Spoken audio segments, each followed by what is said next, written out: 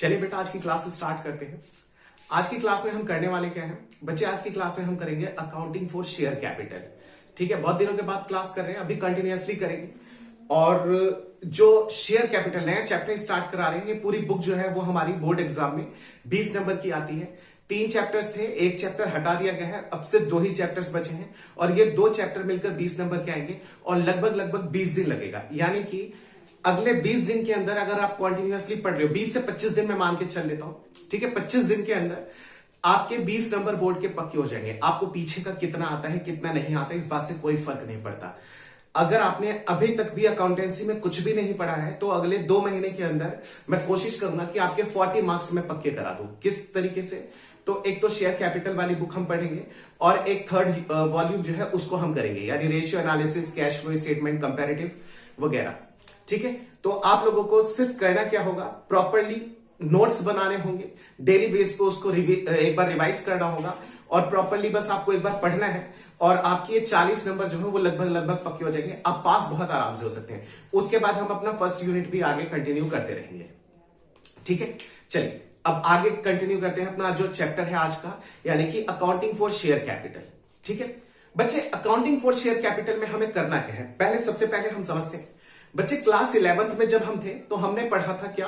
हमने पढ़ा था सोल प्रोप्राइटर के बारे में। जब क्लास 12th में आए तो हमारी पहली पार्ट जो है वही है पार्टनरशिप से रिलेटेड, यानी कि उसके अंदर जितने भी चैप्टर्स हैं, अगर मैं एनपीओ को साइड कर दूं तो आपको पता है वो सारा सिर्फ एक ही चैप्टर है जिसको टुकड़ों में बांटा हुआ है। पहले फंडामेंटल, फिर goodwill, change in PSR, admission, retirement, death and then last dissolution. यानी कि शुरुआत से लेके एंड तक सब कुछ बता दिया कि पार्टनरशिप शुरू कैसे होती है और खत्म कैसे होती है। ठीक है, और अब जब हम सेकेंड यूनिट में आए हैं तो हमें यहां पर क्या पढ़ना है? हमें पढ़ना है अकाउंटिंग फॉर शेयर कैपिटल। हमने सबसे पहले पढ़ा सोल प्रोप्राइटरशिप, फिर हमने पढ़ी पार्टनरशिप, अब हम पढ़ रहे हैं कंपनी। क्यों पढ़ रहे हैं कंपनी? बच्चे ध्यान से सुनना।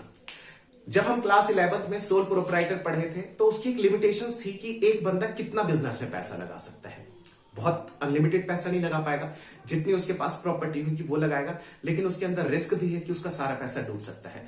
तो बिजनेस को ग्रो करने के लिए क्या किया गया बच्चे? बिजनेस को ग्रो करने के लिए पार्टनरशिप की गई ताकि कुछ लोग इकट्ठा हो सके।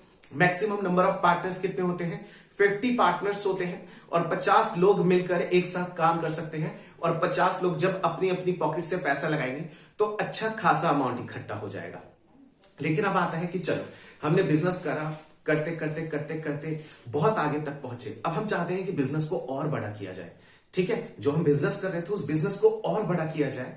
तो अब पार्टनरशिप के अंदर भी लिमिटेशंस है। भाई 50 मेंबर ही तो पैसा लगाएंगे, कितना पैसा लगा सकते हैं? हम चाहते हैं कि नहीं, सिर्फ 50 लोग नहीं आए, हजारों लाखों लोग पैसा लगाए कंपनी में, है ना? हमारे बिजनेस के अंदर लाखों लोग पैसा लगाए। तो उसके लिए अब हमें क्या करना पड़ेगा भाई? अगर पार्टनरशिप में कई लोगों को पार्टनर बना लोगे तो वो तो इलीगल हो जाएगा। 50 से ज्यादा पार्टनर्स नहीं बना सकते, है ना? अच्छा, ये बात कहां लिखी गई है कि 50 से ज्यादा पार्टनर्स नहीं बना सकते? तो कुछ बच्चे कहेंगे पार्टनरशिप एक्ट में 1932 में। नहीं बच्चे, कंपनीज एक्ट 2013 में ये बात कही गई है। इस बात को याद रखना, बोर्ड में 1 नंबर का क्वेश्चन बन सकता है इसका। समझिए आगे बच्चे, अगर हमें अब पार्टनरशिप से भी ऊपर उठना है, हम चाहते हैं कि हम अपने बिजनेस को और ज्यादा ग्रो करें और ज्यादा लोग पैसा लगाएं, तो बच्चे अब पार्टनरशिप से उठकर हमें बाहर आना पड़ेगा और एक कंपनी क्रिएट करनी पड़ेगी। और कंपनी के अंदर जो है अनलिमिटेड लोग पैसा लगा सकते हैं। नहीं सर, कंपनी में भी लिमिटेड लोग होते हैं। कुछ बच्चों का रिप्लाई होगा, नहीं बच्चे, कंपनी हमारी 3 तरीके की होती है। 1% कंपनी होती है, प्राइवेट कंपनी होती है, पब्लिक कंपनी होती है। प्राइवेट कंपनी के अंदर लिमिटेशंस हैं कि इतने लोग, लेकिन अगर हम कंपनी स्टार्ट करते हैं पब्लिक कंपनी तो उसमें तो अनलिमिटेड लोग पैसा लगा सकते हैं। बच्चे अभी थ्योरेटिकली मैं कुछ भी डिस्कस नहीं कर रहा हूं, सिंपल आपको यह मान के चलना है कि हम एक पब्लिक कंपनी स्टार्ट करने जा रहे हैं जिसके अंदर अनलिमिटेड लोग जो है पैसा लगा सकते हैं। ठीक है, और जब अनलिमिटेड लोग पैसा लगाएंगे तो हमारे पास बहुत ज्यादा पैसा इकट्ठा होगा और हम बिजनेस को बहुत अच्छे से ग्रो कर सकते हैं। जहां तक हम पहुंचाना चाह सकते हैं हम उसे पहुंचा सकते हैं। अब डिपेंड करता है कि हम कितना एफर्ट लगाते हैं।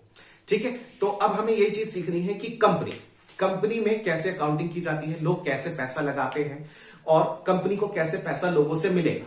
मतलब क्या कंपनी खुद एक एक बंदे के पास जाएगी पैसा लेने के लिए? ठीक है, चलिए स्टार्ट करते हैं आज का चैप्टर जो है अपना अकाउंटिंग फॉर शेयर कैपिटल। ठीक है, बच्चे अकाउंटिंग फॉर शेयर कैपिटल के अंदर हमें यह पढ़ना है कि लोग बिजनेस में कैसे पैसा लगाते हैं और बिजनेस में वो पैसे की एंट्री कैसे की जाती है। ठीक है, सबसे पहले बच्चे अगर हम एक कंपनी स्टार्ट करना चाहते हैं तो कंपनी का रजिस्ट्रेशन कंपलसरी होता है, पार्टनरशिप का नहीं होता। ठीक है ना, याद रखना इस बात को, कंपनी का रजिस्ट्रेशन कंपलसरी होता है। तो कंपनी स्टार्ट करते इस टाइम हमें कंपनी का रजिस्ट्रेशन कराना पड़ेगा जो कि कंपलसरी है। अच्छा बच्चे, जो कंपनी है उसका रजिस्ट्रेशन होगा कहां पर? तो बच्चे उसका रजिस्ट्रेशन होगा रजिस्ट्रार के पास। ठीक है, कंपनी का जो रजिस्ट्रार होता है उसके पास हम जाएंगे और कहेंगे कि हम भैया हम एक कंपनी स्टार्ट करना चाहते हैं तो प्लीज आप रजिस्ट्रेशन कर दीजिए। तो रजिस्ट्रार हमें सबसे पहले पूछेगा, अच्छा आप कंपनी स्टार्ट करना चाहते हो, कौन सी कंपनी? अभी पढ़ा था ना 3 कंपनी। ठीक है ना बच्चे, मैं भी इन 3 कंपनी को डिटेल में कुछ भी डिस्कस नहीं करने वाला हूं, हम सिर्फ अकाउंट्स पे फोकस अभी करेंगे, थियोरेटिकल नहीं जाएंगे। 1% कंपनी हो गई और प्राइवेट कंपनी हो गई, मैं इसकी बात नहीं कर रहा हूं, मैं बात कर रहा हूं पब्लिक कंपनी की। ठीक है, हम रजिस्ट्रार से कहेंगे कि हमें एक पब्लिक कंपनी स्टार्ट करनी है। तो कहेंगे अच्छा पब्लिक कंपनी का मतलब आप चाहते हो कि सारी पब्लिक आपकी कंपनी में पैसा लगाए? हमने कहा हाँ जी, हम चाहते हैं कि अनलिमिटेड लोग आए और हमारी कंपनी में पैसा लगाए, वो भी मुनाफा खाएं और हम कमाएं और हमारा भी बिजनेस आगे ग्रो करे। बात समझ में? ठीक है, तो जब जो रजिस्ट्रार है हमारी कंपनी का रजिस्ट्रेशन करेगा तो बच्चे वो हमसे ये एक चीज और पूछेगा, कहेगा कि अच्छा चलो आप पब्लिक कंपनी तो स्टार्ट कर लो, लेकिन मुझे एक बात बताओ कि आप जनरली लोगों से कितना पैसा लेना चाहते हो? तो हम कहेंगे कि ये बताना क्या जरूरी है, हमें तो जितना पैसा मिल जाए हम उतना ले लेंगे। तो रजिस्ट्रार हमसे पूछेगा नहीं नहीं ऐसे नहीं होता है, आपने कुछ सेट तो करा होगा, आपने कुछ एम तो बनाया होगा कि हमें इतना पैसा मिलेगा तो हम यहां पे इस तरीके से इन्वेस्ट करेंगे, कुछ प्रोस्पेक्टस तो तैयार करा होगा कि आपके फ्यूचर प्लानिंग क्या है। तो हम कहेंगे कि हाँ हमने तैयार करा है। तो कहेंगे कि हाँ तो कितने रुपए के साथ? हमने कहेंगे कि हमें 1 करोड़ रुपए की जरूरत है, जनरली मान के चल लेते हैं 1 CR के लिए। ठीक है, तो बच्चे 1 करोड़ रुपए की अगर हमें जरूरत है और हम पब्लिक से चाहते हैं कि पब्लिक आके हमारी कंपनी में पैसा लगाए, तो रजिस्ट्रार ये कहेगा तो ठीक है, तो मैं 1 करोड़ के साथ रजिस्ट्रेशन कर देता हूं, लेकिन अब आप रजिस्ट्रार हमसे कहेगा कि आप 1 करोड़ से ज्यादा लोगों से पैसा नहीं ले सकते हो। ठीक है, रजिस्ट्रार हमसे क्या कहेगा, आप 1 करोड़ रुपए तक तो ले सकते हो लेकिन लोगों से 1 करोड़ रुपए से ज्यादा नहीं ले सकते हो। बात समझ में? तो हम कहेंगे कि यार ऐसा कैसे, अगर मान लो कि फ्यूचर में हमें और ग्रो करना आएगा तो ये, तो हमने कहा कि नहीं, आंख बंद करके हमें क्या दिया, 100 करोड़ से कर दो। तो कंपनी के रजिस्ट्रार ने कहा कि ठीक है, रजिस्ट्रेशन भी 100 करोड़ रुपए के हिसाब से निकालो। तो हम फंस गए। यानी कि एक चीज तो यहां से क्लियर कर लेना, यानी कि हम यहां पे आंख बंद करके रजिस्ट्रेशन नहीं करा सकते हैं, क्योंकि जितने ज्यादा अमाउंट के लिए रजिस्ट्रेशन कराएंगे उतना ज्यादा पैसा हमको पे करना पड़ेगा। ठीक है, रजिस्ट्रेशन के लिए। तो अभी हम क्या करेंगे, हम कहेंगे कि नहीं नहीं आप 1 करोड़ के लिए करो, लेकिन क्या कोई प्रोविजन है कि इन फ्यूचर अगर हम पैसे को, कैपिटल को बढ़ाना चाहें तो बढ़ सकती है? उसने कहा हाँ बिल्कुल इन फ्यूचर बढ़ जाएगी। तो हमने कहा ठीक है, तो एक काम कीजिए, आप 1 करोड़ रुपए के लिए मेरी एक कंपनी का रजिस्ट्रेशन कर लीजिए, हम मार्केट से 1 करोड़ रुपए ही उठाएंगे, उससे ज्यादा नहीं उठाएंगे। इन केस कभी हमें नीड होगी तो हम अपनी कैपिटल को आपके पास आके उसको हम बढ़वा लेंगे। आई होप कि आपको इतना पॉइंट क्लियर होगा। बच्चे ये जो हम रजिस्ट्रेशन करवा रहे हैं ना रजिस्ट्रार के पास, इसका एक नाम होता है, इसका एक नाम नहीं, इसके 3 नाम होते हैं। क्या क्या नाम होते हैं सुनना बच्चे, इसका नाम होता है, जो हम रजिस्ट्रेशन करा रहे हैं इसका नाम होता है रजिस्टर्ड कैपिटल। रजिस्ट्रेशन करा रहे हैं ना इसलिए रजिस्टर्ड कैपिटल। इसका एक और नाम होता है, दूसरा नाम क्या होता है बच्चे, हमें अथॉरिटी है। क्या अथॉरिटी है? ऑथराइज्ड कैपिटल इसे बोला जाता है।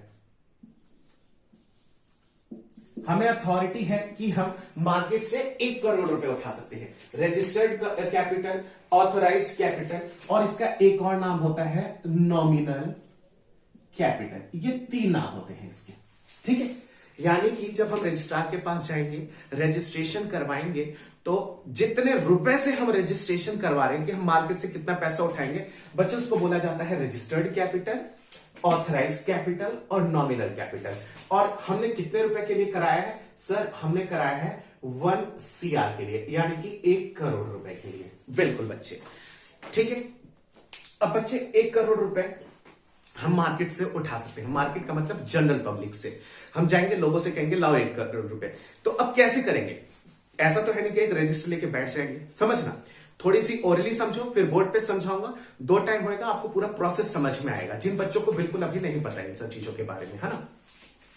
बच्चे, अब एक रजिस्टर लेके तो मैं बैठा नहीं हूं, ठीक है, आप 500 रुपए ला रहे हो, ठीक है, 500, अच्छा आप 1000 रुपए, 700 रुपए, 335 रुपए, 434 रुपए, ठीक। ऐसा नहीं होता है। ऐसा नहीं है कि हम कोई भी कुछ भी दे रहा है और हम उसको बैठ के नोट कर रहे हैं, ठीक है।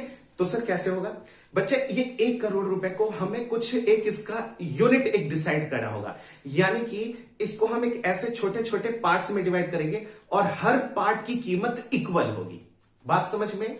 हम इसको छोटे छोटे पार्ट्स में डिवाइड करेंगे और हर पार्ट की कीमत इक्वल होगी, और लोग आएंगे और जो जितना पैसा लगाना चाहता है, जैसे मान लो कि मैंने इसे छोटे छोटे पार्ट्स में डिवाइड कर दिया, मैंने एक छोटे से पार्ट की कीमत रख दी 100 रुपया।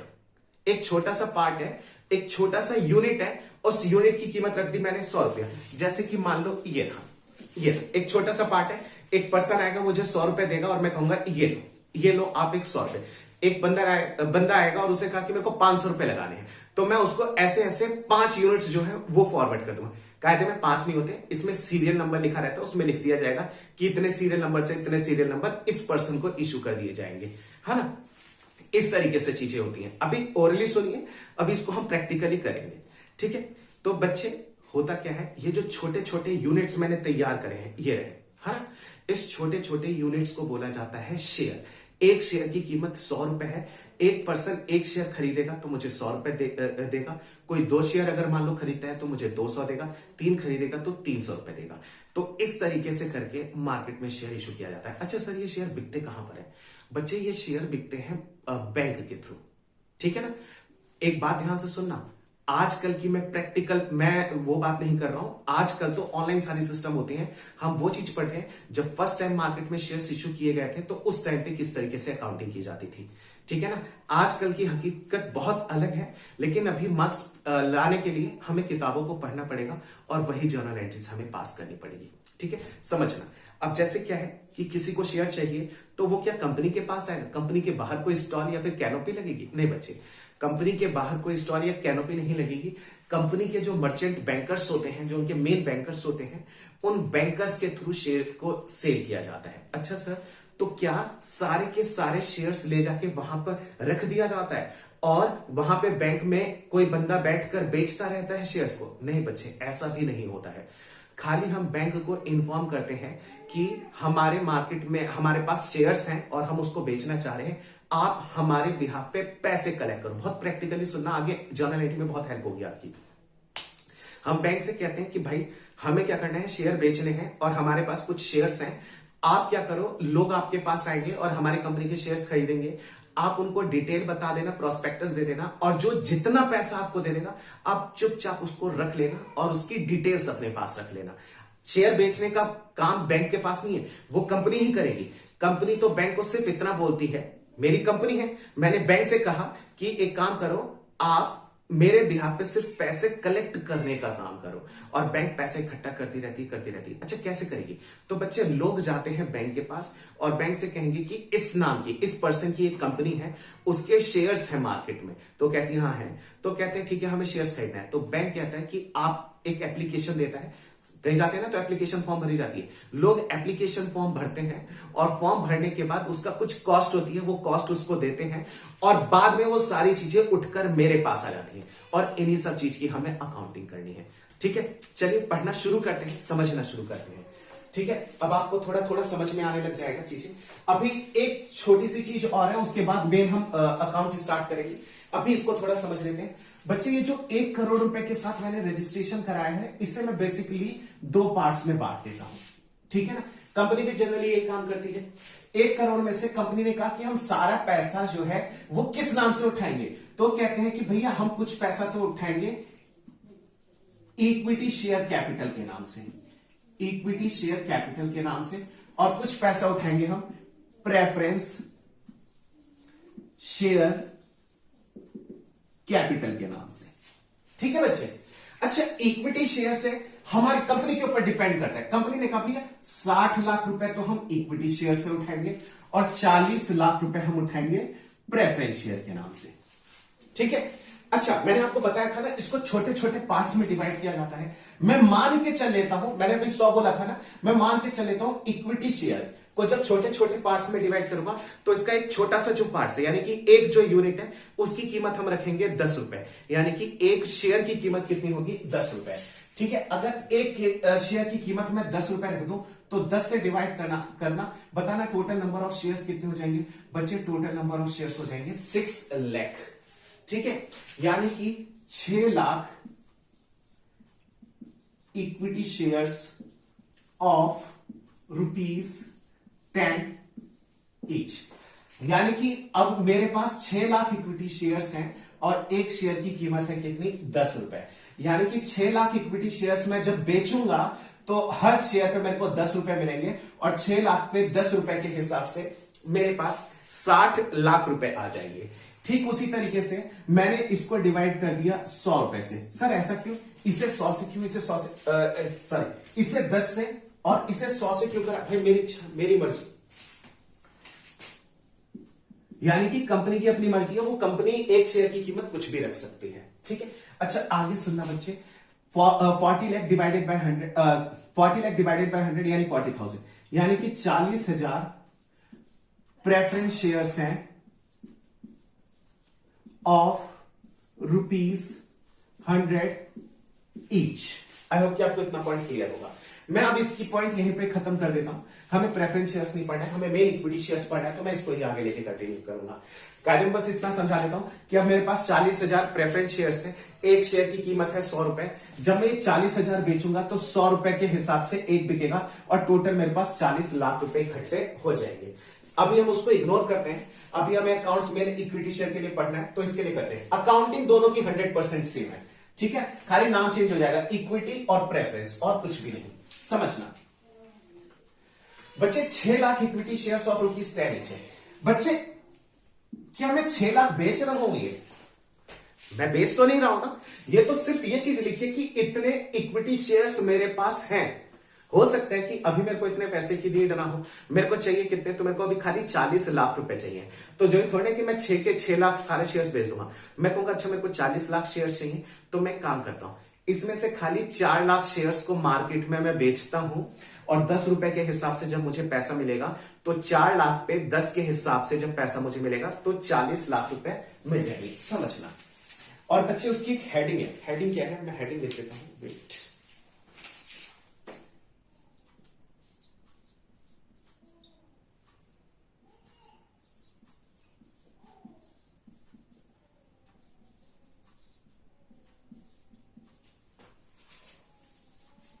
इश्यूड शेयर कैपिटल, यानी कि मार्केट में मैं कितने शेयर्स रख रहा हूं बेचने के लिए। तो भाई हम तो रख रहे हैं कितने?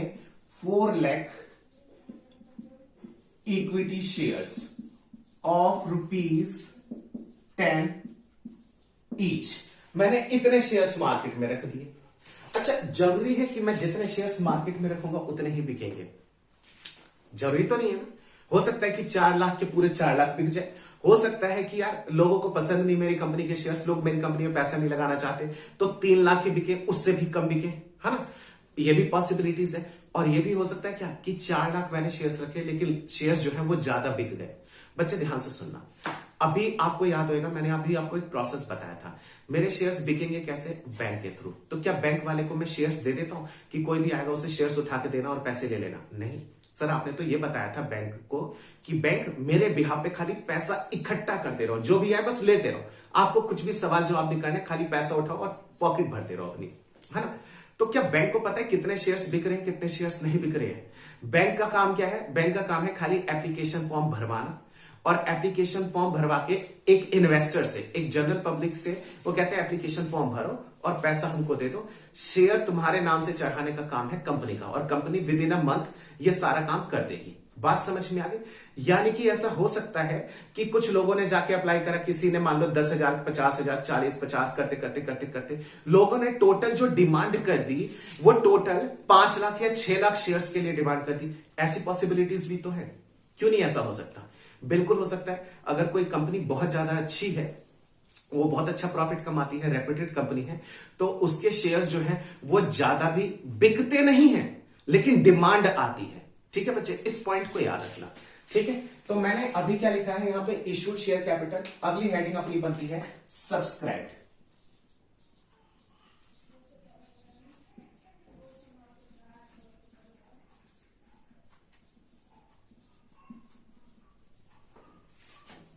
Subscribe share capital. सब्सक्राइब का मतलब क्या होता है बच्चे? सब्सक्राइब का मतलब होता है लोगों ने कितने के लिए अप्लाई करा। प्लीज नाम नहीं भूलना। सब्सक्राइब का मतलब क्या होता है? ये यूट्यूब का चैनल नहीं है कि जो आपको सब्सक्राइब करना है, ठीक है ना। ये क्या है? ये है कि लोगों ने कितने शेयर्स के लिए अप्लाई करा है, दैट इज सब्सक्राइब। अब ध्यान से सुनना, अब यहां से हम टुकड़ों टुकड़ों में चीजें पढ़ना शुरू करते हैं। धीरे धीरे अब हमारी अकाउंट शुरू हो रही है बच्चे। जब सब्सक्राइब होगा ना, तो सब्सक्राइब्ड में 3 तरीके से सब्सक्राइब हो सकता है। ठीक है, कौन कौन सी चीजें सब्सक्राइब हो सकती हैं, अब इसकी डिटेल मैं यहां पे लिख रहा हूं। ठीक है ना, चलो यहीं पे इसके नीचे लिख देता हूं। एक हो सकता है फुल्ली सब्सक्राइब्ड,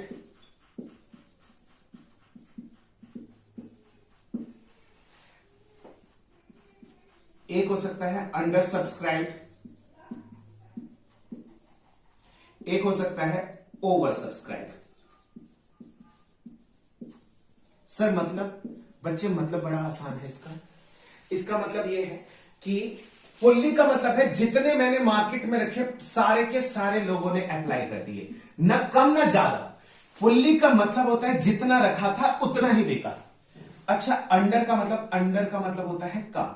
मैंने रखा कितना? 4 लाख। 4 लाख से चाहे 1 कम हो चाहे 1 लाख कम हो, वो कम ही रहेगा। हम मान के चल लेते हैं लोगों ने 3,80,000 शेयर्स के लिए अप्लाई करा। बच्चे इन तीनों में से कोई एक कंडीशन होगी, तीनों कंडीशन नहीं हो सकती। मैं बस आपको ऑप्शंस बता रहा हूं कि ये भी हो सकता है, ये भी हो सकता है, ये भी हो सकता है। ओवर सब्सक्राइब हो सकता है। ओवर में क्या हो गया भाई? मैंने रखे थे 4 लाख, लोगों ने अप्लाई कर दिए 4,50,000 शेयर्स के लिए। अभी हमें ये सब चीजें पढ़नी है, ठीक है ना। एक छोटा सा पॉइंट मैं आपको और बताता हूं। अच्छा सर, लोगों ने 4 के लिए अप्लाई करा, 380 के लिए, 450 से। अब इसके बाद क्या होगा बच्चे? इसके बाद क्या होगा? इसके बाद 2 चीजें होगी। क्या? मेरे एक शेयर की कीमत कितनी है सर? 10 रुपए है। तो बच्चे ध्यान से सुनना, इसे बोला जाता है फेस वैल्यू। फेस वैल्यू कितनी है? 10 रुपए। समझना, इसे बोला जाता है फेस वैल्यू। फेस वैल्यू का मतलब 10 रुपए, यानी कि टिकट प्राइस होता है। अच्छा, इसका तो कचूमर निकाल दिया मैंने, है ना। सुनो, क्या होता है कि जैसे मान लो एक शेयर है और इस शेयर के ऊपर इसकी कीमत लिखी रहेगी। जैसे आप कपड़े खरीदने जाते हो मॉल में, कोई सामान लेते हो, उसके ऊपर रेट लिखा रहता है ना, ठीक उसी तरीके से एक शेयर की कीमत है 10 रुपए की, ठीक है ना। अब मैं जब लोगों से पैसे लेता हूं तो मेरे पास लोगों से पैसे लेने के 2 तरीके हैं। कौन कौन से 2 तरीके हैं बच्चे? वो जो 2 तरीके हैं मेरे पास, वो ये 2 तरीके हैं। कौन कौन से हैं 2 तरीके? समझना। एक तो है लमसम और एक है इंस्टॉलमेंट। लमसम का मतलब मैंने कहा एक शेयर की कीमत है 10 रुपए, तो एक काम करो 10 के 10 रुपए एक बार में दे दो मुझे। और दूसरा होता है, मैंने कहा भाई ये 10 रुपए मेरे को एक बार में नहीं चाहिए है, एक काम करो ये 10 रुपए मुझे एक बार में नहीं चाहिए, इसको आप मुझे टुकड़ों में दे दो। जैसे अभी 4 रुपए दे देना, फिर 3 रुपए दे देना, फिर 3 रुपए दे देना। ये मैं पहले ही बता देता हूं। मैं पहले बता देता हूं भाई मेरे को सारे पैसे एक बार में नहीं चाहिए। आप अभी एक शेयर खरीद रहे हो ना, तो एक शेयर पे 4 रुपए के हिसाब से खाली मुझे 4 रुपए दे दो। कोई 10 शेयर खरीद रहेगा तो मैं कहूंगा 10 खरीद रही हो ना, तो अभी आप मेरे को खाली 4 रुपए के हिसाब से 40 दे दो। एग्जाम में जो क्वेश्चन है वो यही आएंगे। अच्छा सर ये वाले नहीं आएंगे बच्चे? आ ये भी सकते हैं, लेकिन जब तक ये नहीं समझोगे ये नहीं समझ में आएगा। समझ आए? और ये अगर क्वेश्चन गलती से 3 नंबर का आ गया तो आपके 3 नंबर पानी में चले जाएंगे। हमें अभी इसके ऊपर फोकस करना है। अच्छा एक चीज और, धीरे धीरे अब हम पहुंच रहे हैं अकाउंटिंग की तरफ। समझना बच्चे, फेस वैल्यू कितनी है? 10 रुपए। बच्चे कई बार क्या होता है कि जब इसके ऊपर भले ही 10 रुपए लिखा हो, लेकिन आपको पता है ना कि कई बार शॉप पे आप जाते हो तो लोग उसको महंगा भी देते हैं और सस्ता भी देते हैं और ऑन रेट भी देते हैं, ठीक है। अब इस पॉइंट को समझना थोड़ा सा। अब इसके लिए मैं इसको भी ब्लॉक कर देता हूं। मैंने अभी आपको बेसिकली यहां पे कितनी चीजें पढ़ा दी भाई? एक तो मैंने ये चीज पढ़ाई, यानी कि लोगों ने अप्लाई, कंपनी ने कितने शेयर्स रखे, लोगों ने अप्लाई कैसे करा, फुल्ली, अंडर और ओवर, एक चीज। सेकंड मैंने बताया कि फेस वैल्यू 10 रुपए है, तो मैं लोगों से कई बार कहता हूं कि एक बार में सारा पैसा दे दो, लमसम। जितने भी शेयर्स खरीद रहे हो, एक शेयर की 10 रुपए है, 2 शेयर खरीद रहे हो 20 रुपए निकालो, 5 शेयर खरीदो, 50 रुपए निकालो, ठीक है। एक होता है मैं कहता हूं नहीं नहीं, हमें अभी पूरे पैसे की जरूरत नहीं है, आप अभी मेरे को 4 रुपए के हिसाब से दे दो, 3 रुपए हम अगले महीने ले लेंगे और उसके 3 रुपए और अगले महीने ले लेंगे, ठीक है। इस तरीके से चीजें होती है। लेकिन ध्यान से सुनना, बच्चे की जो फेस वैल्यू है ना, इसको भी हम 2-3 पार्ट्स में पढ़ते हैं। कैसे? फेस वैल्यू है 10 रुपए, तो इसको जब मैं लोगों से पैसे मांगता हूं तो इसको भी मैं 3 तरीके से मांगता हूं, 1, 2 एंड 3, ठीक है। कौन कौन से होते हैं? एक तो होता है पार वैल्यू, एक होता है प्रीमियम,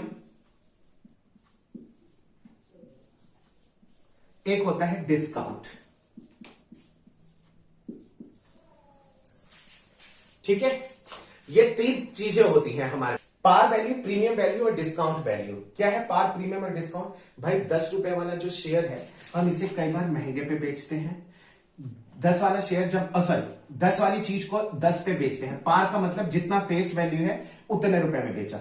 प्रीमियम का मतलब क्या होता है बच्चे? प्रीमियम का मतलब होता है कि जो 10 रुपए का शेयर है, इस शेयर के ऊपर कीमत कितनी लिखी हुई है? 10 रुपए, लेकिन मैं इसे बेच कितने पे रहा हूं? 10 से ज्यादा में, यानी 11, 12, 13, 15 कुछ भी हो सकता है, लेकिन 10 रुपए से ज्यादा में मैं इसे जब बेचता हूं। और बच्चे जितना ज्यादा पैसा मैं लोगों से रिकवर कर रहा हूं, किससे ज्यादा? इसकी कीमत से जितना भी ज्यादा मुझे मिलता है वो कंपनी के लिए प्रॉफिट होता है। ऐसा कंपनी क्यों करती है? जब कंपनी का अच्छा प्रॉफिट अर्न कर रही होती है तो उसके शेयर्स की कीमत मार्केट में बढ़ जाती है और वो ज्यादा वैल्यू पे बिकने लग जाता है। ये चीजें बहुत अब आगे की हैं, उतना डिटेल में हमको जाना ही नहीं है। हमें बस इतना समझना है कि 10 रुपए वाले शेयर को जब मैं 10 रुपए से ज्यादा में बेचूं, यानी 11, 12, 13, 14, 15, तो 10 तक जो मिला वो तो भैया आपका कैपिटल है, लेकिन 10 के ऊपर जितना मिला वो कंपनी का प्रॉफिट हो जाएगा, ठीक है। यानी कि मैं मान के चल देता हूं फिलहाल 12 रुपए, ठीक है। अच्छा, तीसरा आता है डिस्काउंट। डिस्काउंट क्या होता है बच्चे? डिस्काउंट ये होता है कि कई बार कंपनी जो है 10 रुपए का शेयर होता है और उसको कहती है कि आप 9 रुपए में ले लो, 8 रुपए में ले लो, यानी कि 10 से कम पर बेचती है। लेकिन ये चीजें अब जो है प्रोहिबिटेड है, यानी कि अब मार्केट में हम डिस्काउंट में शेयर इशू नहीं कर सकते हैं। कंपनीज एक्ट 2013 के हिसाब से, उससे पहले किया करते थे। बात समझ में आ गई? तो अभी ये जो है ये हमारे लिए है ही नहीं, यानी कि आउट ऑफ सिलेबस है। प्लीज बच्चे ध्यान देना, ऐसा नहीं कि आउट ऑफ सिलेबस है, आउट ऑफ सिलेबस नहीं है ये चीजें ही अब नहीं है, कंपनीज एक्ट से ही इसको गायब कर दिया गया है, ठीक है। क्यों? क्योंकि कई बार कंपनीज आती थी नहीं और शेयर्स सस्ते में देती थी, लोग खरीद लेते थे, कंपनी फ्रॉड करके भाग जाया करती थी, इसलिए ये सब चीजें मना कर दिया गया। तो सर क्या अब डिस्काउंट में शेयर्स इशू नहीं होते हैं? बच्चे होते हैं सर, अभी तो आपने मना करा। बच्चे होते हैं, जैसे स्वेट इक्विटी शेयर्स होते हैं, ठीक है। जो हमारे कंपनी के एग्जिस्टिंग एम्प्लॉयज होते हैं, डायरेक्टर्स होते हैं, जब वो हमारे लिए कुछ एक्स्ट्रा एफर्ट लगाते हैं, जब कुछ अच्छा काम करते हैं, कोई अच्छा फॉर्मूला देते हैं, तो हम उनको कंपनी के शेयर्स जो हैं वो कम रेट पर देते हैं। बात समझ में आई? लेकिन वो भी कंपनी 1 साल पुरानी होनी चाहिए। बहुत सारी अलग अलग कंडीशंस हैं, वो सब चीजें हम बाद में डिस्कस करेंगे। छोटी मोटी उसकी थ्योरी आपसे 1 आधे नंबर की पूछी जा सकती है, लेकिन बेसिकली अभी मान के चलो, अगर मार्केट में आप शेयर्स इशू कर रहे हो तो आप शेयर्स को डिस्काउंट पर इशू नहीं कर सकते हो, चाहे कुछ भी हो जाए। बात समझ में है? इसको कंपनीज एक्ट 2013 ने बिल्कुल साफ साफ मना कर रखा है। ऐसा नहीं कि आपके सिलेबस में नहीं है बच्चे, हिंदुस्तान में के अंदर कोई भी मार्केट जो है, कोई भी कंपनी जो है मार्केट में शेयर्स को डिस्काउंट पे इशू कर ही नहीं सकती है। हाँ, कुछ अलग शेयर्स होते हैं, उनकी बात अलग है, जैसे स्वेट इक्विटी शेयर्स का मैंने आपको एग्जांपल दिया। डिबेंचर्स कर सकते हैं, उसके लिए मना ही नहीं है, शेयर्स के लिए मना है। आई होप कि आपको इतने सारा पॉइंट ये क्लियर हुआ होगा, ठीक है। अभी मैं इस क्लास को अभी फिलहाल ऑफ कर देता हूं, फर्स्ट क्लास में इतना रखेंगे और नेक्स्ट क्लास भी आपको बैक टू बैक ही मिल जाएगी। और उसके अंदर आप प्लीज ध्यान से सुनिएगा, अगर ये नहीं समझोगे तो अगली क्लास आपको बिल्कुल समझ नहीं आएगी। उसके अंदर मैं अब आपको क्वेश्चंस कराऊंगा। सर कौन से क्वेश्चंस कराओगे? भाई मैं कराऊंगा कि लमसम वाले क्वेश्चंस कराऊंगा, और कौन से कंडीशन के हिसाब से? इन तीनों के हिसाब से, इन तीनों के हिसाब से लमसम, और इसको मद्देनजर रखते हुए, यानी कि ये तीनों चीजें इंक्लूड करके मैं क्वेश्चंस कराता हूं अगली क्लास में, ठीक है बेटा। Till then bye bye, take care. Next class का आप वेट कीजिए।